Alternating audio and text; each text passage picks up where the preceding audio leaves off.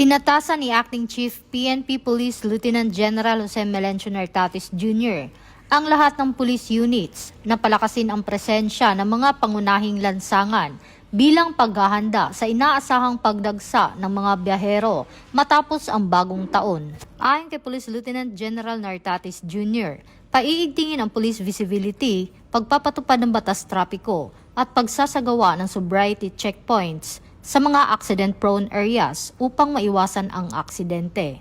Dagdag pa niya, ang Highway Patrol Group ay nakikipag-ugnayan sa LGU, DOTR at iba pang ahensya para sa maayos na daloy ng trapiko sa mga highways, expressways at transport terminals. Ito ang bagong PNP para sa bagong Pilipinas, serbisyong mabilis, tapat at nararamdaman.